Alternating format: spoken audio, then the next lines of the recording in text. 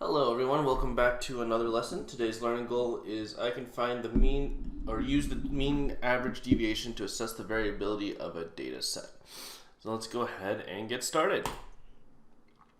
The measure of variability is a way of measuring how spread out the data is. It can also be described as how much the data deviates from the center. So here we can see a data set that has low variation. It's not very spread out. It's all centered towards this middle area around 40 and 41. Over here we can see that the data is very spread out. Okay, so this is considered high variation. Okay, the data is spread across a larger range, okay, and it's not clustered in any sort of spot. So, excuse me.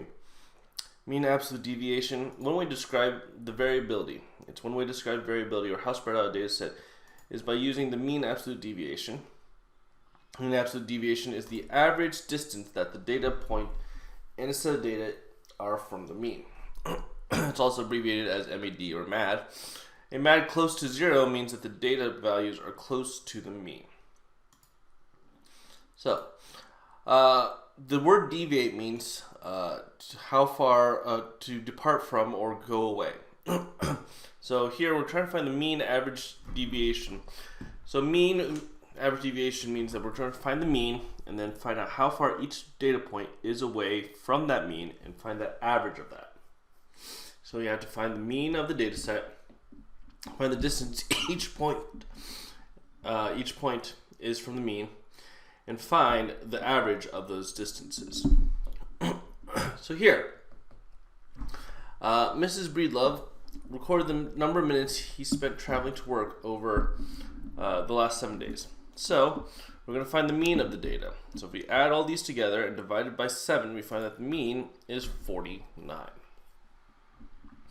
So here we're going to find the distance from the mean for each one of these. So here, 48 is 1 away.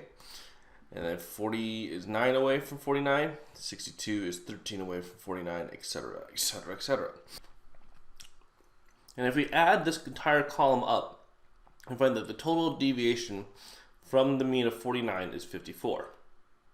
Okay, and now there are 7 data points here, 1, 2, 3, 4, 5, 6, 7. So we're going to divide this 54 by 7.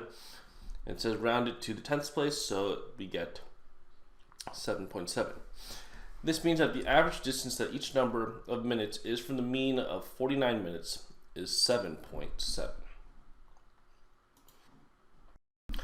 Mrs. Johnson recorded the number of pages 5 of her students read that day. Complete the following blanks. So it says the average distance that each number of pages read from the mean is blank. So we first have to find the mean. And we add all these together and divide it by 5, we find that the mean is going to be 20. Okay. And so this is 0 away from 20, 2 away from 20, 2 away from 20, 1 from away from 20, 1 from away from 20, so that gets us 6. And then we have a total of 5 data points.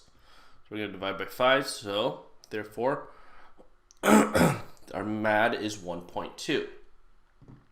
And since the mean absolute deviation is a small number, this is a small number, 1.2, this means that the number of pages that are read are close together. As we can see that these are very close together. They're all within 2 pages from each other.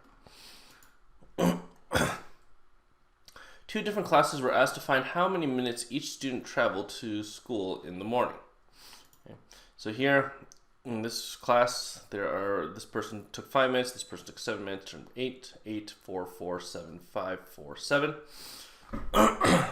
And so if we were to find the mean of all that, we would get 5.9.